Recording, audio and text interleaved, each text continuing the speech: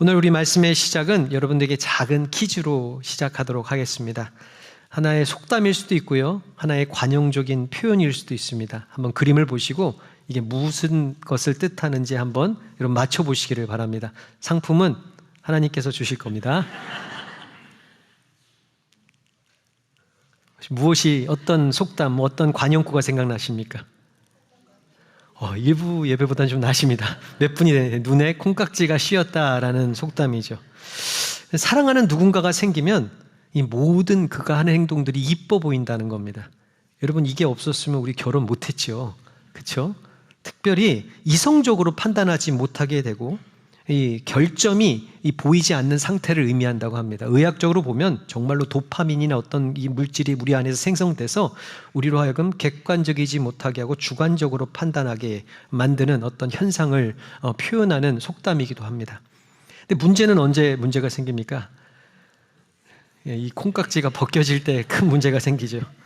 연애 초기에는 이렇게 밥 먹는 모습이 참 복스럽고 이쁘게 보였는데 얼마 지나지 않아 이 콩깍지가 벗겨지니까 어떻게 보입니까? 저렇게 먹을까? 저렇게 개걸스러울까? 이렇게 추워할까? 막 이런 표현이 바뀌어지기도 합니다. 연애 초기에는 말할 때 참 시원시원하고 이쁘게 얘기했던 사람이 벗겨지면 어느 순간 나에게 무례하게 얘기하는 것처럼 들릴 때가 있죠. 분명히 이 콩깍지가 씌었을 때는 애교스럽게 보였고 부탁한 것처럼 보였는데 이게 벗겨지니까 지금 협박하고 날 추궁하는 것처럼 느껴질 때가 있습니다. 여러분, 의학적으로도요, 짧게 가면 3개월이고요 길게 가면 2년이랍니다. 대부분이 그렇답니다. 여러분들은 지금 어느 상황 가운데 있습니까? 서로 옆에 보지 마시고요. 그럼 저는 어떻게 보이십니까? 하나님께서 이것을 길게 해주시기를 제가 기도합니다. 여러분, 정말 뭔가 우리가 눈에 씌었나요? 아니죠. 우리의 마음과 어떤 우리가 바라보는 관점이 바뀐 거죠. 남자친구, 여자친구일 때와 남편과 아내일 때 어떤 이 자리가 바뀌어진 모습이기도 합니다. 또 다른 두 번째 한번 퀴즈를 내볼까요? 한번 이 그림을 보시면서 무엇을 표현하는 관용구인지를 한번 생각해 보십시오. 속담은 아니랍니다. 관용적 표현이랍니다. 뭐죠? 네, 색안경을 끼고 본다라는 의미죠. 이 파란색의 안경을 끼면 파란색으로 보이고요, 검은색의 안경을 끼면 검은색으로 보인다는 얘기입니다. 실제 보이는 색깔과는 다르다라는 의미입니다. 편견과 고정관념으로 사물을 원래대로 바라보지 못하는, 그래서 주관적으로 바라보는 현상을 표현하는 관용구입니다. 여러분, 이것이 깊어지다 보면 무엇이 생깁니까? 우리 마음 가운데 선입견이라는 것이 생깁니다. 미리 마음에 무언가 굳어져 가지고요, 어떤 그런 한 상태의 의미로 이루어져서 한쪽으로 치우쳐져 말하고 치우쳐서 생각하는 현상을 선입견이라고 얘기합니다. 이게 우리 가운데 들어오게 되면 어떤 문제가 생기느냐? 진리를 왜곡하기 시작합니다. 사실을 사실대로 보지 못하게 됩니다. 인간관계에서도 그렇습니다. 차별이 일어나고 불평등한 일들이 생겨납니다. 관계가 깨어집니다. 사회적인 갈등을 일으키는 요인이 되기도 하고요, 어떤 한 공동체를 분열시키기도 하고요, 그 가운데 다툼과 분쟁과 전쟁이 일어나게 만드는 것이 선입견입니다. 개인적인 측면에서 봤을 때 사실을 온전히 보지 못하니까 이 성장, 발전이 이루어지지 않습니다. 이 많은 문제들을 야기시키시죠. 가장 큰 문제는, 이것의 문제점 뭔지 아십니까? 내 자신을 온전히 보지 못합니다. 나는 항상 옳습니다. 나는 틀리지 않습니다. 이 선입견이 들어오면 나는 항상 옳은 사람으로 생각합니다. 그런데 언제 이것이 깨집니까? 삶에 큰 고난이 찾아오면 어느 순간인가 깨질 때가 있죠. 저도 사실 목회 시작하면서 되게 좋은 목사인 줄 알았습니다. 좀 남들보다 좀 훌륭한 목사인 줄 알았는데, 그래서 그것으로 이 자만추, 자기 만족을 추구하는 삶을 살았는데 삶의 어려움이 한번 다가오니까 알겠더라고요. 작은 문제 앞에서 헤어나오지 못하고 낙심하는 제 자신을 보니까 이 순간 제가 가졌던 이 삶의 어떤 선입견들이 한순간에 깨지는 것을 경험할 때가 있습니다. 근데 문제는 뭐냐? 신앙의 선입견이 우리 가운데 찾아올 때입니다. 영적인 편견이 우리의 눈을 가릴 때가 더 큰 문제입니다. 이럴 때는 어떤 문제가 생기느냐? 자신의 영적인 신앙적인 상태를 올바로 보지 못합니다. 나는 믿음이 좋은, 이 정도면 훌륭한 사람이라고 생각합니다. 나는 죄인이라는 생각이 더 이상 들지 않습니다. 삶에서 회개가 사라집니다. 그리고 또 두 번째, 이웃을 올바로 보지 못합니다. 내 주변에 있는 사람들을 올바로 보지 못합니다. 쉽게 그래서 판단하기 시작하고 정죄하기 시작하고 비난하기 시작합니다. 예수님이 머리 대신 몸된 공동체를 이루어 나가는데 방해가 되더라라는 겁니다. 가장 큰 문제는 뭔지 아십니까? 이 편견의 영적인 어떤 선입견이 우리의 눈을 가리면 예수님을 보지 못합니다. 주님의 하시는 일들을 절대로 깨닫지 못합니다. 하나님의 마음과 하나님의 뜻을 보지 못합니다. 예수님이 지금 이 자리에 계심도 보지 못합니다. 결국에는 자신의 소견에 옳은 대로 행하고 그것을 옳다라고 여겨지기 시작합니다. 교회와 하나님의 일들을 방해하고 원수 마귀의 편에 서기도 합니다. 이 성경은 이것을 죄의 그늘이라고 얘기합니다. 죄라는 것이 우리 가운데 찾아오면 우리의 눈과 우리의 귀와 우리의 영을 가로막습니다. 결국엔 우리로 하여금 잘못된 길로 들어서게 만듭니다. 오늘 우리가 읽은 본문의 말씀에 나온 바로 사도 바울이 사울이었을 때에 그와 같은 삶을 살았던 대표적인 삶의 모습인 것을 오늘 성경은 우리에게 말씀해 주고 있습니다. 그가 예수님을 만나기 전에 어떠한 삶을 살았는지, 무언가의 눈에 가렸을 때 어떤 삶을 살았는지 우리는 잘 알고 있습니다. 초대교회에 아주 훌륭한 집사 스데반이 있었습니다. 유대인들이 예수님을 전한다는 이유로 그를 잡아왔습니다. 그를 이제 돌로 쳐서 죽이려고 합니다. 이때 사울이 등장합니다. 당시에는 두꺼운 외투 같은 것을 입었기 때문에 그것을 입고 돌을 던지면 제대로 던질 수 없습니다. 사울이 어떻게 한 줄 아십니까? 겉옷을 걷어옵니다. 자기 앞에 모아두게 합니다. 힘을 다해서 던져 죽이라고 얘기합니다. 그런데도 자기가 한 번도 틀렸다라고 생각하지 않았습니다. 우리 사도행전 9장 1절 2절에 보니까 사울이 여호와의 제자들에 대하여 여전히 위협과 살기가 등등하여 대제사장에게 가서 다메섹 여러 회당에 가져갈 공문을 청하니 이는 만일 그 돌을 쫓는 사람을 만나면 남녀를 막론하고 결박하여 예루살렘으로 잡아오려 함이라.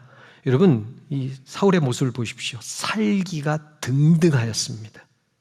위협과 살기가 등등하여 이제는 스데반 하나 죽이는 걸로 만족해하지 않았습니다. 모든 교회, 예수님을 믿는 모든 교회를 핍박하기로 결정했습니다. 마음먹었습니다. 남녀노소, 나이가 많고 적건, 남자건 여자건, 아이건 어른이건 상관없이 예수님을 믿는 모든 사람을 예루살렘으로 끌고 와서 스데반과 같이 돌로 쳐서 죽이려고 그 마음 가운데 결정하고 실행에 옮기기 시작했습니다. 다시 한번, 그 문제는 뭔지 아십니까? 자기가 틀렸다고 한 번도 생각한 적이 없습니다. 오히려 이러한 일들이 하나님을 위해서 하는 공의롭고 정의로운 일이라고 믿어서 확신했습니다. 여러분, 왜 그랬습니까? 그의, 오늘 보니까 성경의 표현을 보니까 그의 눈에 무언가 씌어 있었다라는 표현을 쓰기도 합니다. 무언가에 우리도 잘 살펴봐야 돼요. 우리도 이와 같이 사울처럼 무언가 우리 눈에 씌이기 시작하면요, 우리도 사울과 같은 행동들을 언제든지 할 수 있습니다. 하나님의 복된 핏값으로 사신 공동체에서 이와 같은 모습으로 설 수 있습니다. 사람들의, 성도들의, 교회들의 마음을 아프게 할 수 있고, 그들을 잡아다가 감옥에 가둘 수도 있고, 교회를 분열시킬 수 있고, 더 나아가 우리 가정 가운데 있는 우리 자녀들에게, 또 남편, 아내들에게 상처를 줄 수 있고, 분열의 씨앗이 될 수 있다는 것을 우리는 기억해야 됩니다. 오늘 우리가 이 말씀을 통해서 반드시 기억해야 될 것이 있습니다. 지금 우리 눈에 이 무언가 씌어 있지는 않습니까? 나를 잘못 바라보고, 내 주변에 있는 사람들을 잘못 바라보고, 더 나아가 가장 큰 문제, 나와 지금 함께 계시는, 나의 삶을 이끌고 계시고 이 세상 모든 만물을 주관하고 계시는 실수가 없으신 하나님에 대해 잘못 오해하고, 잘못 판단하고, 내 소견에 옳은 대로 거짓된 길로, 악한 길로 향해 달려나가고 있지는 않습니까? 믿음의 성장은 항상 제자리이고, 그래서 그 외에 근심이 되고, 다른 사람에게 상처 주는 삶을 살아가고 있지는 않은지를 우리가 오늘 말씀을 통해서 한번 깊게 살펴보기를 주님의 이름으로 축원합니다. 여러분, 먼저 사도 바울의 눈에 쓰인 이 비늘이 무엇인지를 좀 살펴보길 원합니다. 이 성경에 보면 이 헬라어 단어로 이 비늘이라는 단어를 레피스라는 단어를 쓰는 것을 보게 됩니다. 레피스라는 것은요, 물고기의 비늘을 말합니다.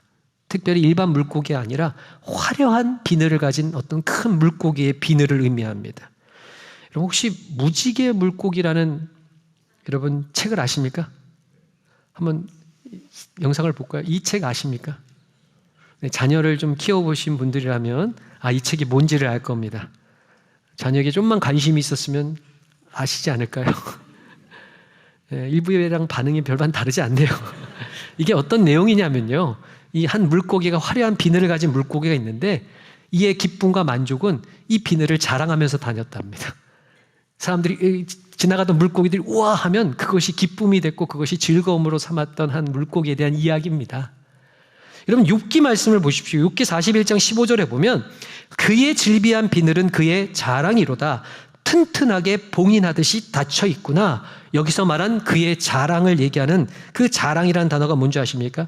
헬라어로 비늘이라는 단어가 레피스입니다. 이 사람들에게 자랑을 하는 그런 것이 있는데 그것을 비늘이라, 영적인 비늘이라고 얘기합니다. 바울의 삶을 잘 살펴보십시오. 그가 처음에 무엇을 위해서 열심히 살았는지를 이 바울은 자기 자신이 이렇게 고백하고 있습니다. 빌립보서 3장 4절 6절에 보니까 그러나 나도 육체를 신뢰야만 하며 만일 누구든지 다른 이가 육체를 신뢰할 것이 있는 줄로 생각하면 나는 더욱 그러하니라. 나는 8일 만에 할례를 받고 이스라엘 족속이요 베냐민 지파요 히브리인 중에 히브리인이요 율법으로는 바리새인이요 열심으로는 교회를 박해하고 율법의 의로는 흠이 없는 자였더라. 이 사도 바울이 고백한 겁니다. 여러분, 사도행전 22장 3절에 보십시오. 또 그의 고백을 이렇게 하고 있습니다. 나는 유대인으로 길리기아 다소에서 났고 이 성에서 자라 가말리엘 문화에서 우리 조상들의 율법에 엄한 교훈을 받았고 오늘 너희 모든 사람처럼 하나님께 대하여 열심히 있던 자라라고 얘기하고 있습니다. 그에게 사도 바울은 자랑할 게 있었습니다. 나는 가말리아 학파에서 공부했습니다. 지금으로 말하면 한국으로 말하면 서울대 나온 사람이고요. 나는 옥스퍼드, 혹시라도 여러분 여기에 비교를 그런 나는 아주 그냥 좋은 대학 나온 사람이고 좋은 데서 훈련받은 사람이고요. 내 출신은 어딘 줄 알아요? 나는 어느 시의 가문의 누구야 라고 하는 것이 그의 삶의 자랑으로 여겼던 사람입니다. 그런 것을 더 자랑하기 위해서 어떻게 살았습니까? 열심히 살았다라고 그는 자기 자신을 고백하고 있습니다. 그런데 오늘 성경은 그의 그런 모습을 뭐라고 얘기합니까? 그 두 눈에 무언가 비늘이 씌어있는 상태라고 얘기합니다. 성경은요, 야고보서는 이것을 허탄한 하나님께서 미워하시는 자랑이라고 얘기합니다. 그것을 자랑하기 위해서 얼마나 열심히 수고하고 율법을 지키면서 살아왔는지 모릅니다. 여러분, 한번 우리에게 적용해 볼까요? 여러분들의 신앙의 목적은 무엇입니까? 여러분, 오늘 교회 왜 나오셨습니까?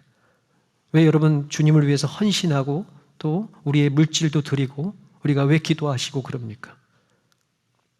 혹시라도 지금 나의 목표가 이 세상에 썩어져 없어질 자랑에 있지는 않습니까? 내 자녀가 잘 돼서 다른 사람들에게 존경받기 위해서, 좋은 직장에 취직하기 위해, 좋은 대학에 가기 위해서 혹시 오늘 이와 같은 헌신과 수고를 하고 있지는 않습니까? 나나 내 자녀가 조금 더 잘 돼서, 남보다 잘 돼서 잘 먹고 잘 사는 것이 우리가 신앙의 지금 목표고 목적이라면 우리가 지금 두 눈을 점검해 봐야 됩니다. 한번 다른 표현으로 해보겠습니다. 여기에 씌어 있으면 이 표현이 절대로 이해가 되지 않고 동의되지 않습니다. 고난도 내게 유익하다. 아멘이 안 나오죠. 이해가 되지 않아요. 원수를 사랑하라. 저를 째려보신가요? 십자가를 지고 나를 따르라. 아멘이 되십니까? 네, 너나 따라라. 이 표현이 나올 수도 있죠. 이해가 되지 않습니다. 받아들여지지가 않습니다. 깨달아지지가 않는 것입니다. 반드시 의심해 봐야 됩니다. 지금 내 눈에는 살과 같은 비늘이 덮여 있는지를요.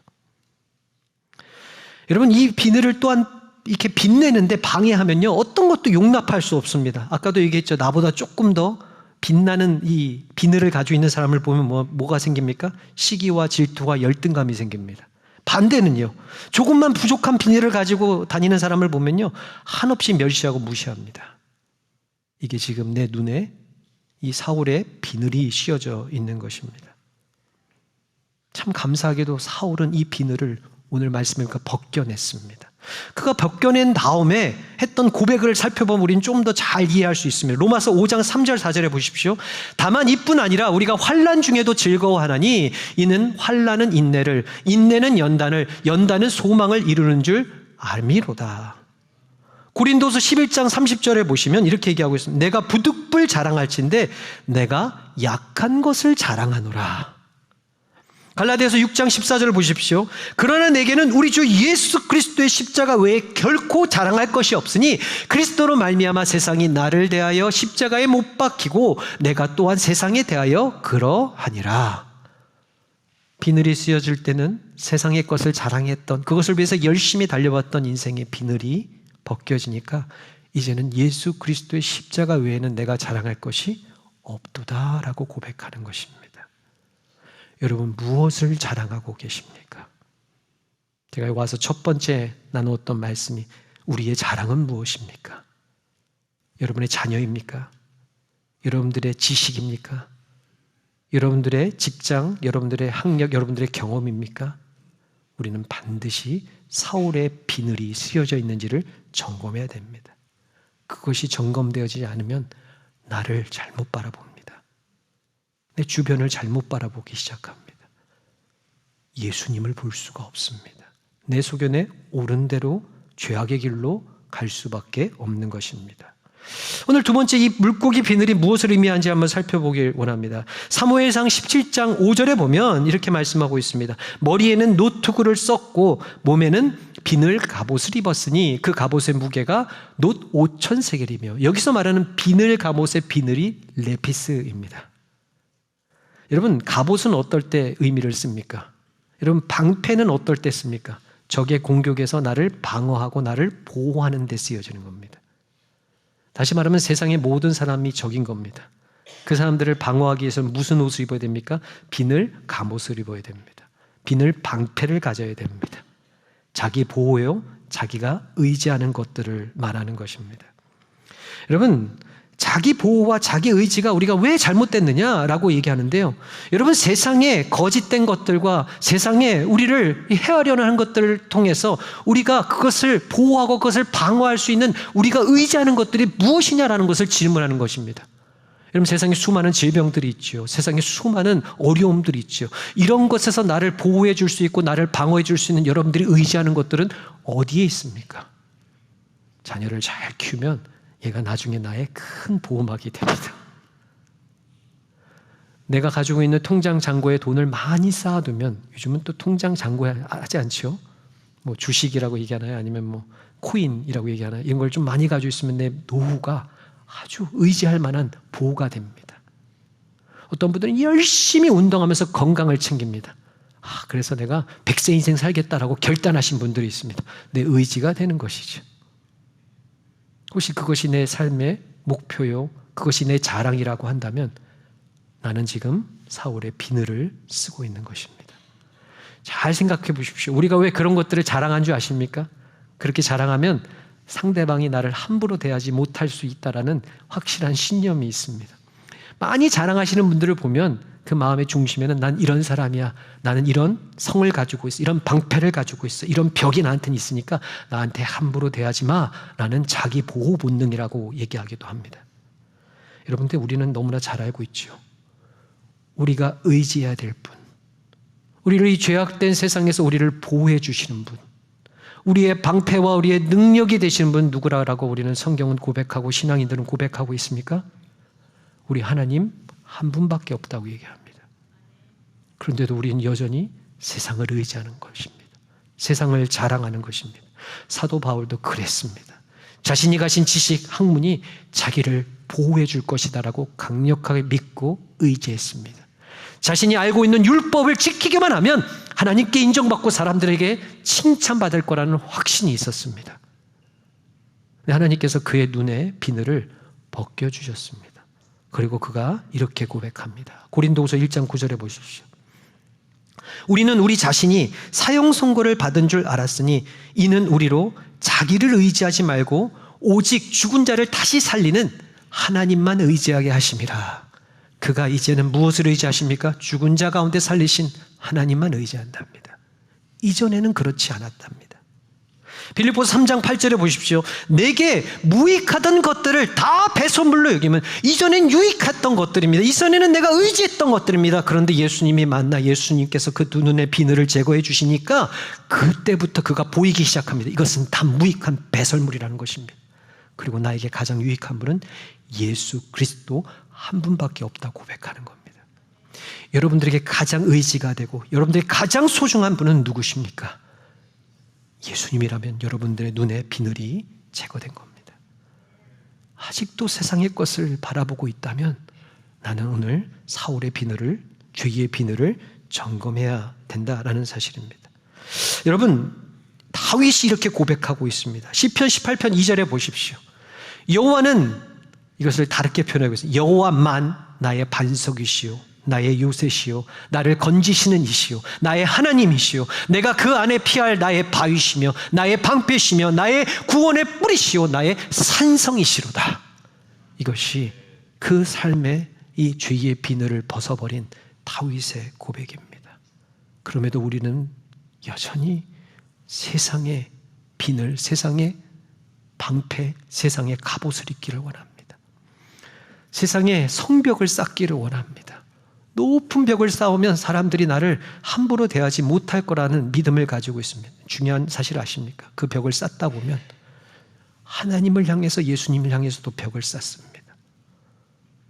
사람들에게 방어하려고 방패를 만들다 보면 하나님, 예수님도, 찾아오신 예수님도 막아버리게 되는 것입니다. 우리는 그 의지했던 모든 것들을 내려놓아야 됩니다. 벗겨져야만 합니다. 우리 삶의 진정한 의지는, 우리 삶의 진정한 생명은 예수 그리스도 되심을 우리는 깨달아야 됩니다. 오늘 바라콩 원학기는 여러분의 눈에 지금 사울의 비늘이 쓰여져 있다면 하나님께서 큰 은혜를 베풀어 주셔서 이제는 그것이 벗겨져 주님을 온전히 바라보시는 놀라운 축복이 있기를 주님의 이름으로 축원합니다. 오늘 사도 바울을 통해서 우리 세 가지만 살펴보도록 하겠습니다. 어떻게 이 눈의 비늘이 벗겨졌는가라는 것입니다. 사도행전 9장 3절과 4절을 보십시오. 이렇게 말씀하고 있습니다. 사울이 길을 가다가 이 다메섹에 가까이 이르더니 호련히 하늘로부터 빛이 그를 비추었다라고 얘기하고 있습니다. 그가 눈이, 비늘이 벗겨지는 순간을 성경은 이렇게 표현하고 있는데 첫 번째 무엇이 있었습니까? 첫 번째, 하늘로부터 강한 빛이 비추어져야 합니다. 정말 중요한 겁니다. 먼저 우리의 눈의 비늘이 벗겨지기 위해서는 하늘로부터 강한 빛이 비추어져야 합니다. 그 강한 빛은 어떤 빛입니까? 여러분, 요한복음 8장 12절에 이렇게 말하고 있습니다. 예수께서 또 말씀하여 이르시되 나는 세상의 빛이니 나를 따르는 자는 어둠에 다니지 아니하고 생명의 빛을 얻으리라. 여기서 말하는 빛이 누구라고 말씀하셨습니까? 예수 그리스도시다 라고 말씀하고 있습니다. 요한복음 9장 5절도 볼까요? 내가 세상에 있는 동안에는 누구라고? 내가 세상의 그 빛이라 라고 말씀하고 있습니다. 예수님, 빛 대신 예수님이 우리의 눈을 비춰주셔야만 합니다. 여러분, 이 말씀의 자리, 예배의 자리에 여러분 무엇 때문에 오셨습니까? 여러분, 화려한 조명을 보러 오신 건 아니죠. 빛과 같이 빛나는 저를 보러 오신 건 분명히 아닐 거라고 믿습니다. 우리는 예수 그리스도의 빛을 보기 위하여 나온 것입니다.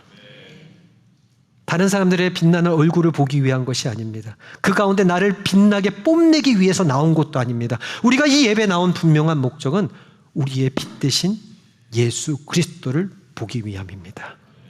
그 예수님이 우리 가운데 빛을 비춰주시면 우리의 죄로 인해 가려졌던 비늘이 벗겨진다라고 성경은 우리에게 약속하고 있습니다.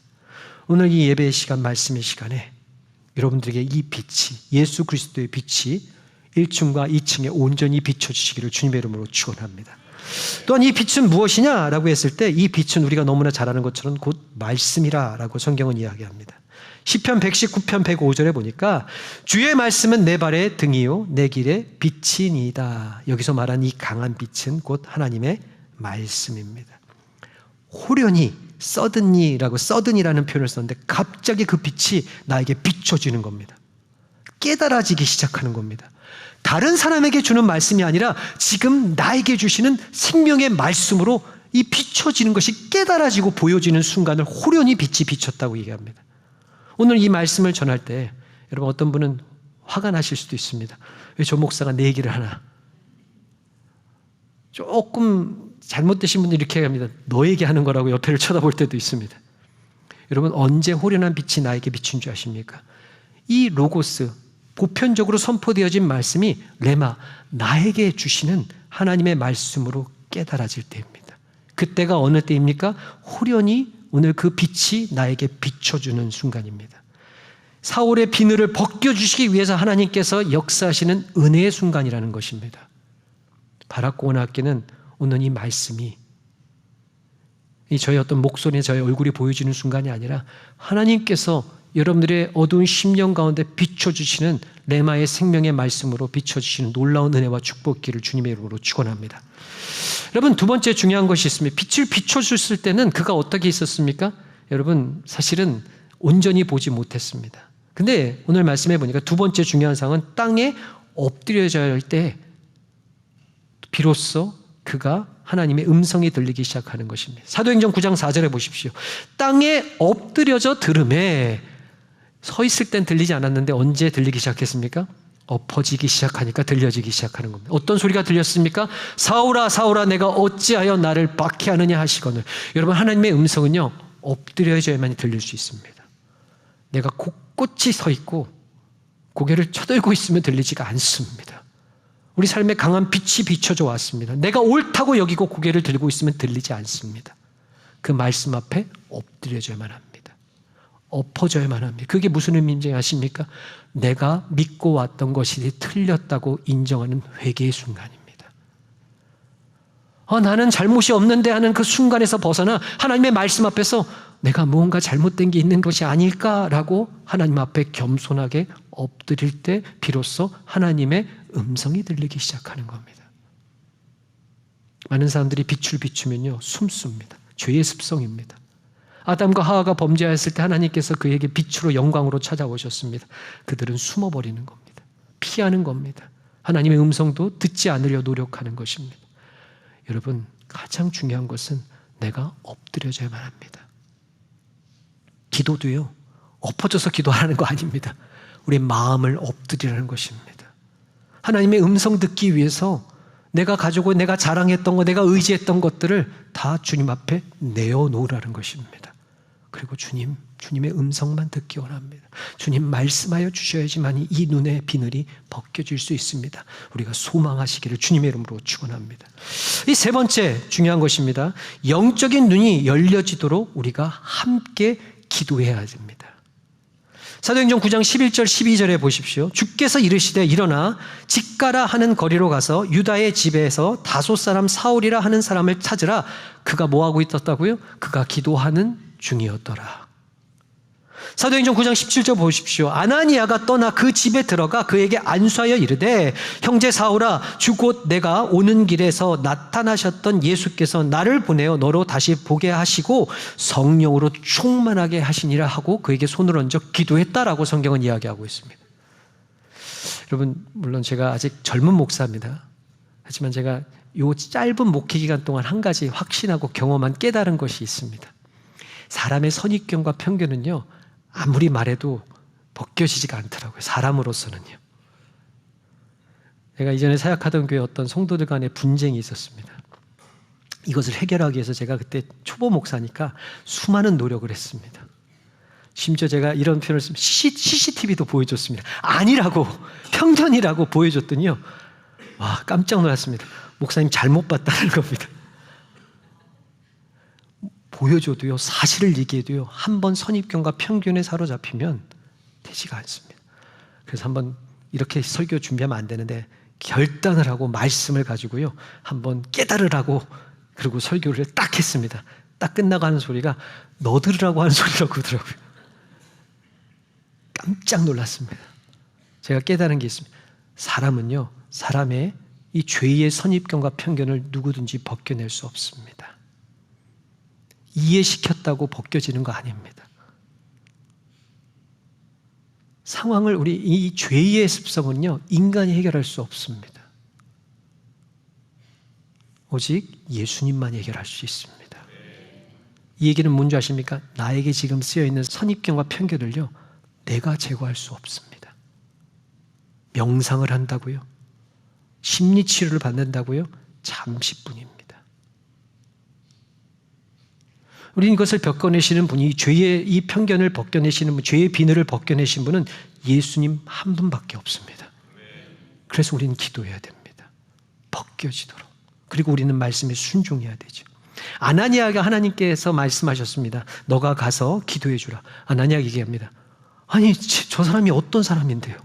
교회를 핍박하던 사람들이 아닙니까? 많은 사람들이 수군거리기 시작했습니다. 저 사람이 누군데요? 우리를 잡으려고 찾아왔던 사람 아닙니까? 지금도 저거 다 거짓말일 거예요. 근데 예수님께서 말씀하십니다. 아니라는 것입니다. 저를 통하여 이룰 놀라운 일들이 있다고 말씀하십니다. 우리 토렌스 좋은 교회는 바로 이러한 영의 눈이 열려진 교회가 되기를 주님의 이름으로 축원합니다. 많은 성도들이 찾아올 것입니다. 하나님 저에게 주신 말씀이 은혜입니다. 그럴 때 우리는 어떤 눈으로 그들을 쳐다봐야 됩니까? 제가 이곳에 올 때 제가 확 결단한 것이 있습니다. 기도한 것이 있습니다. 하나님, 이 선입견과 편견으로 성도를 바라보지 않겠습니다. 여러분들 저를 위해서 기도해 주시기 바랍니다. 사람이요, 듣다 보면요, 어떤 상황에 대해서 이 소문을 듣다 보면요, 선입견과 편견을 가지게 됩니다. 그리고 그 색안경을 끼고 쳐다보기 시작합니다. 얼마나 위험한 건지 아십니까? 주님을 보지 못하는 겁니다. 앞으로 그 영혼을 통해서, 비록 그 전에는요, 이전에는요, 그와 같은 모습이 사실, 팩트일 수도 있습니다. 그러나 앞으로 이 영혼을 통해서 일하시고 새롭게 하시고 역사하실 하나님의 놀라운 능력을 보지 못하는 겁니다. 아나니아가 처음에는 선입견에 잡혔습니다. 사울은 안 된다는 겁니다. 예수님이 아니라는 것입니다. 내가 이를 통해서 일하시겠다라는 겁니다. 가서 기도해 주라는 것입니다. 그가 순종하여 결단하여 그와 함께 손을 얹고 안수하여 기도하였을 때 어떤 역사가 일어났습니까? 드디어 사울이 눈이 열려지기 시작했습니다. 드디어 주님을 보기 시작했습니다. 예수를 핍박하던 자가 예수를 주라라고 고백하는 주님의 믿음의 일꾼과 용사로 자라나기 시작했습니다. 이것이 교회의 역할입니다. 교회가 떠야 될 영의 눈입니다. 이전 것은 지나갔습니다. 왜죠? 예수 그리스도로 말미암아, 예수님의 십자가로 말미암아 이제는 앞으로 하나님의 놀라운 일을 이루실 줄을 믿습니다.